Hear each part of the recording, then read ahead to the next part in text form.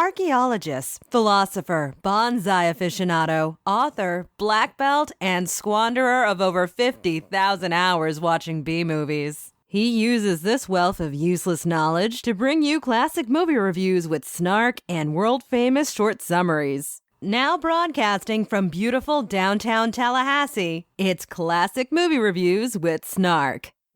Welcome to today's show. My name is John. As always, you can subscribe to the show on iTunes or follow the links to social media in the podcast show notes. I was going to take on Key Largo 1948, but I got so excited by the crazy cabbies in episode 38, 99 River Street 1953, that I wanted to jump to another movie that has crazy cabbies as well. And that movie is episode 39, Dark Passage 1947. This is another fine film noir classic featuring Humphrey Bogart and his beautiful wife, Lauren Bacall. Of course, Humphrey Bogart, playing the role of escaped convict Vincent Perry, is the star, but they made the strange choice of not showing his face until around the 1 hour mark. Although there's a lot more to tell about Bogey, I covered him in episode 25, Sahara, 1943. Lauren Bacall played the role of Irene Jansen. Bacall was born in 1924 in New York City. I'm seeing a trend. Bacall first wanted to be a dancer but had changed to acting by the time she finished high school. After high school, she began studying at the American Academy of Dramatic Arts in New York. After that, she started working in off-Broadway plays. The 19-year-old beauty was featured on the cover of Harper's Bazaar. The wife of director Howard Hawks saw her on the magazine and got her husband to give her a screen test. As a result of the screen test, she was cast as Marie Browning, a.k.a. Slim, into Have and Have Not 1944. It was in this thriller, opposite the great Humphrey Bogart, where she spoke the immortal lines, "Just put your lips together and blow." After meeting Bogart on the set, the pair married the next year and remained married until his death. To Have and Have Not was also the first of 4 Bogey Bacall films. For Bacall, Confidential Agent 1945 was followed by The Big Sleep 1946, again with Bogart. The next year, the couple appeared together in Dark Passage, 1947. This was followed by the classic Key Largo, 1948, where Bogey and Bacall were teamed with Edward G. Robinson and Lionel Barrymore. Bacall was cast in Bright Leaf, 1950, with co-star Gary Cooper. In 1953, Bacall appeared in How to Marry a Millionaire. Her co-stars for this comedy were Marilyn Monroe and Betty Grable. Following filming of Designing Women, 1957, Humphrey Bogart died of throat cancer. Her next movie, The Gift of Love, 1958, with Robert Stack, flopped. Upset, Bacall moved back to New York and began working in Broadway. In 1964, she returned to film with Shock Treatment, 1964, and Sex and the Single Girl, 1964. Sex was a comedy with Henry Fonda and Tony Curtis. She alternated between the stage and screen, turning in movies such as Harper, 1966, with Paul Newman and Julie Harris, Murder on the Orient Express, 1974, with Ingrid Bergman among a cast of many. In 1976, she starred with John Wayne in his final film, The Shootist. Wayne was cast in The Shootist as an aging gunfighter dying of cancer, and Bacall was a widow that rented rooms. As the pair drew closer in the movie, it was clear that if the two characters had met at a different stage in life, they would have fallen deeply in love. Jimmy Stewart and Ron Howard add to making this a wonderful movie that should not be missed. Wayne died in 1979 of cancer. Bacall made fewer films as she aged, but always showed a classiness that is missing today. Her later movies include The Fan, 1981, Mr. North, 1988, Misery, 1990, and My Fellow Americans, 1996, a comedy with Jack Lemmon and James Garner. Bacall continued to do movies and voice work until she died in 2014 at the age of 89. Bruce Bennett played the role of Bob. I covered him in episode 25, Sahara, 1943. Agnes Moorehead played the role of stinker and all-around bad person Madge. All the stuff I say about Moorehead after this does not matter to me. To me, she will always be the very model of a mother-in-law from her time as the witch Endora on Bewitched, 1964 to 1972. Born in 1900, Moorehead's father was a minister and her mother was a singer, so she naturally began to sing solo in church by the age of 3. From around the age of 10 through 14, she was a dancer and singer at the St. Louis Municipal Opera. An avid student, she received an M.A. and a Ph.D. While teaching English in a public school, she would travel to Paris to study pantomime with Marcel Marceau. Moorehead was working in radio by 1923 and graduated with honors in 1929 from the American Academy for Dramatic Arts. She continued in radio through the 1950s. After working on The Shadow and other radio shows, she met Orson Welles and became a charter member of the Mercury Theater Group, and she was involved in the 1938 War of the Worlds broadcast. You know, the one where many people thought we were actually being invaded by Martians. This broadcast got the attention of RKO, and the group was in the movie business. Her first movie role was the mother of Charles in Citizen Kane, 1941.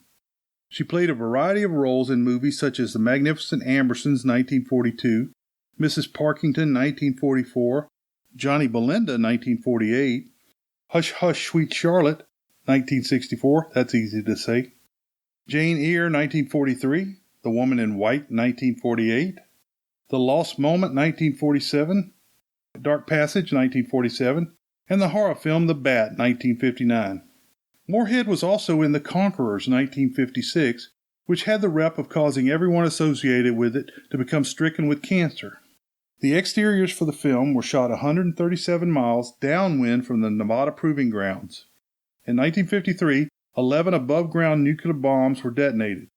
Film producer Howard Hughes had 60 tons of the soil sent back to Hollywood to be used on sets. In 1980, a study found that 91 of 220 people involved had developed cancer of some form. Deaths include Agnes Moorehead, John Wayne, Dick Powell, Susan Hayward, and Pedro Armendariz. However, actors such as Moorehead and Wayne were heavy smokers, with the Duke smoking up to 6 packs a day. You know, that's a lot of cigarettes, and some toilet smoking was clearly involved. There is a 43% chance that a person in America will get cancer, so the deaths from the movie are a little higher than normal. However, Dr. Robert Pendleton, professor of biology at the University of Utah, stated, quote, "With these numbers, this case could qualify as an epidemic. The connection between the fallout radiation and cancer in individual cases has been practically impossible to prove conclusively. But in a group this size, you'd expect only 30 or so cancers to develop. With 91 cancer cases, I think the tie-in to their exposure on the set of The Conquerors would hold up in a court of law." Unquote. And you can find the citation for that in the show notes. Tom DeAndre played the role of cab driver Sam. DeAndre was in a lot of movies released from 1945 to 50, starting with The Pride of the Marines, 1945, and ending with a couple of great ones. The Next Voice You Hear, ... 1950, where God starts broadcasting his voice over the radio, and Kill the Umpire, 1950, with William Bendix. DeAndre is probably better known for the 7 years he spent playing Jim Gillis on The Life of Riley, 1953 to 1959, again with William Bendix. Rory Mallinson played the only friend to the escaped convict George Felsinger. Mallinson was born in 1913 in Atlanta, Georgia. Although he had 150 movie and television credits, he is best known for Dark Passage, 1947, Possessed, 1947, and Pride of the Marines, 1945. He died in 1976 in California. Houseley Stevenson played a legal plastic surgeon, Dr. Walter Coley. Stevenson was born in Britain in 1879, but ended up working in a San Francisco glass factory until his 30s when he took up acting. He went to the Pasadena Community Playhouse and did very well, even becoming a teacher. He has 74 movie and television credits and was helped into a certain type of role by the craggy appearance of his face. He died in 1953. Clifton Young played the role of small-time hood Baker. As a child, he played Bone Dust as our gang started being recorded with sound.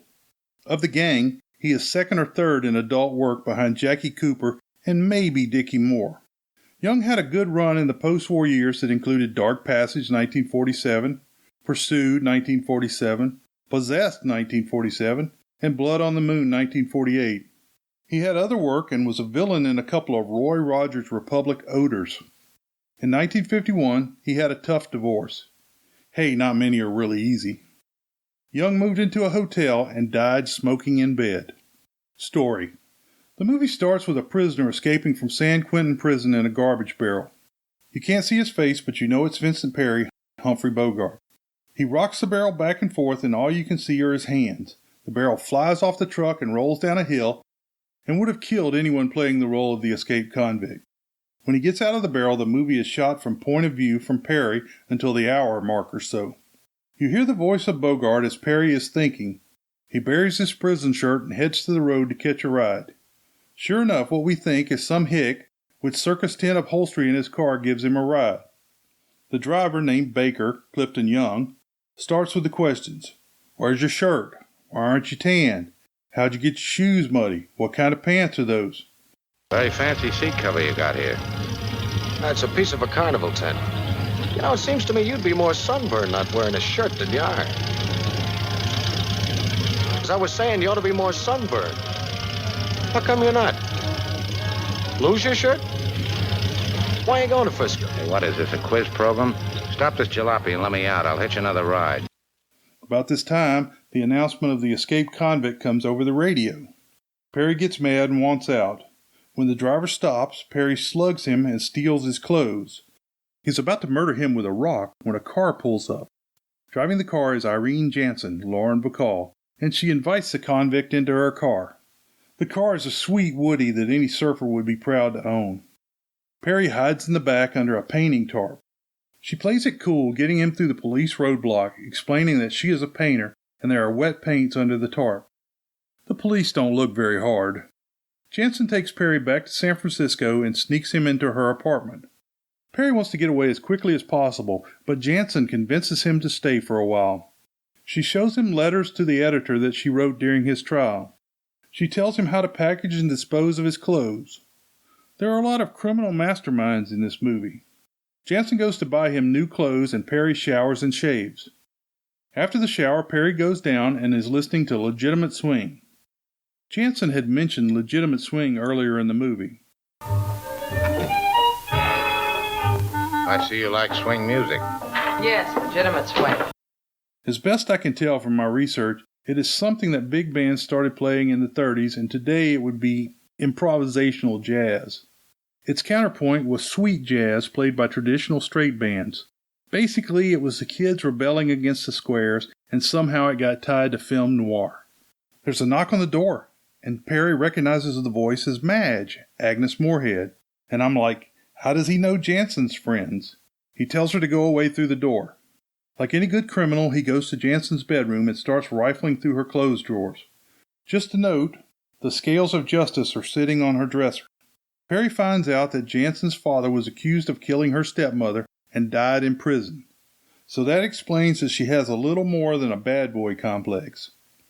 Jansen comes back in with the clothes and busts him cold. At dinner, Jansen explains that she was out painting and heard about the escape and came looking for him. They start talking about Bob, Bruce Bennett, who called earlier in the day for a date. Jansen says Bob was engaged to Madge, but she despises him now and doesn't want anyone to have him. They also mention that Madge testified against Perry at the trial. Knowing that Madge will come back, Perry leaves into the night. There is a taxi waiting for him driven by Sam, Tom DeAndre. Sam starts chatting him up and Perry gets hostile. Before long, he reveals he recognizes Perry. But it's okay. He wants to help and just happens to know an illegal plastic surgeon. Sam makes sure Perry has $200 to pay for the plastic surgery, a place to stay for a week while he heals, and goes off to make a 3 a.m. appointment with the doctor. I wonder what he could do with your face. Who? Friend of mine knows his stuff. How much would he want? How much you got? 1,000. That's all I've got. He'd take a couple of hundred. Yeah, and keep after me from then on. No, he's a friend of mine. What's your charge? Nothing. I've seen him work. He's great. I wouldn't know my own mother after he got through with her. How long would it take? Maybe a week. If he doesn't have to touch your nose, I don't think he will. Just a little around the eyes and here and there. Perry goes to the apartment of his only friend, George Felsinger, Rory Mallinson. The sleeping George has a newspaper that shows a picture of Perry. The face is that of actor Frank Wilcox. They don't explain the relationship between the two, except Perry has always been his only friend. He knows Madge and Perry's dead wife. George says that Madge framed Perry. Perry says he'll be staying with George for only a week while he heals.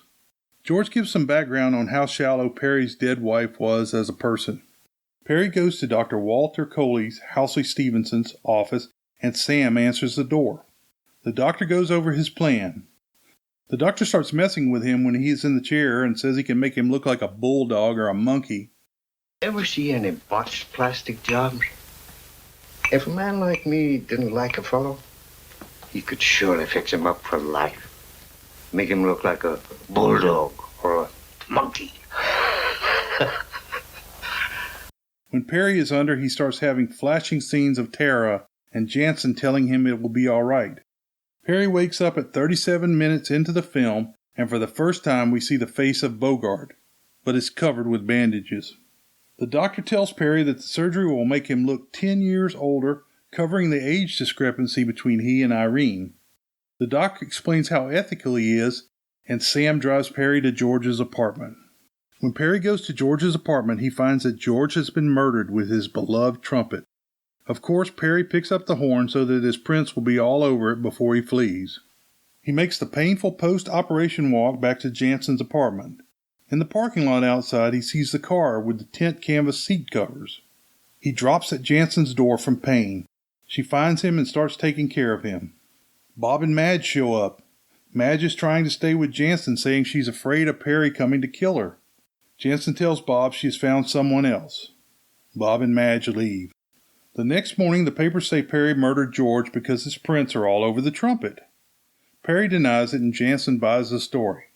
After a week of hiding, Jansen helps Perry take off the bandages. Voila, a walking, talking Humphrey Bogart. 60 minutes by my mark. Now that he has his new face, he leaves Jansen. It's very sad as the cab comes quickly. Perry ends up going to an all-night diner, making small talk with the cook. Perry asks about the horse races. The undercover cop at the end of the row comes over because the race season ended 2 months prior. Your office here in town? Portland. Rains a lot in Portland. What are you doing here without a raincoat? I'm hiding. From what? From my wife, my friends, my family, everybody. Come on, now, it can't be as bad as all that. Yeah, well, I tell you what you do. You go up there and live 7 years with my wife, and then if you're still in your right mind, come back down here and tell me about it. Perry doesn't have any ID, but he tells the cop it's in his hotel room. As the duo walk down the darkened street, Perry jumps in front of a lone car and gets away.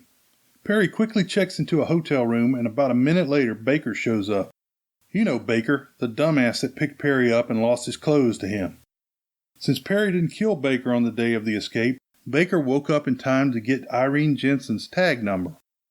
He's been following Perry ever since.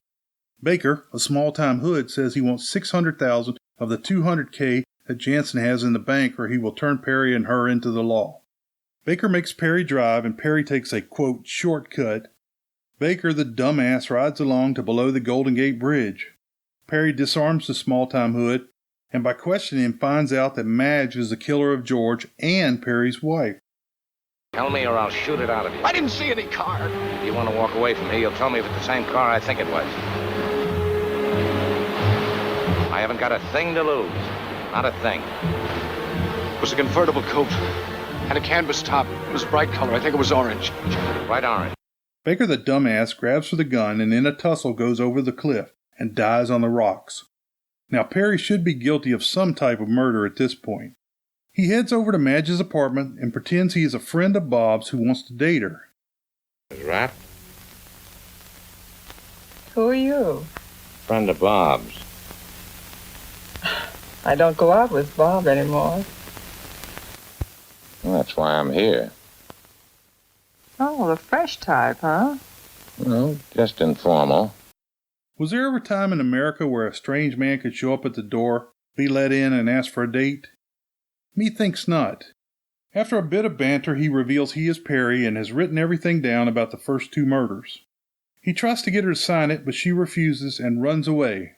Now this part is not clear. Madge either jumps through a glass window and dies, or she accidentally fell through a glass window and dies. Either way, she is dead and Perry will be blamed. Perry knows he has to leave. He plans to go to Mexico first and then to South America. He phones Irene and tells her his plan. This must be where Andy Dufresne got the idea to tell Red about a small village in Mexico. When I got out of Shawshank, there was only one thing on my mind. A promise I made to a friend that I had to keep. Walk along the stone wall until you reach the tree, and that's where you'll find the rock. Dear Red, if you've come this far, maybe you're willing to go a little further. You remember the name of the town in Mexico, right? Crap! What? Oh, is that him? Is it? No, beach dog. Is that Red? Is it? No, not him either. What the hell is that jag-off? It's like $1,200 in that box. Oh, my God, if he ran off with that, I am going to be so pissed. And what am I going to do, go to the authorities? I just broke out of prison. Now what, I got to spend the rest of my life here by myself? Anyway, the next shot shows Perry sitting in a ritzy night spot in South America wearing a very expensive suit. He looks up and sees Irene Jansen across the floor. The pair embrace and the movie ends. World famous short summary: Rich girl has bad boy and daddy issues. If you enjoyed this week's show, please tell your friends, and if you really want to help, drop over to iTunes and give me a review. If you want to comment, recommend a movie, or just say hi, follow the links in the show notes to my site. Beware the Moors.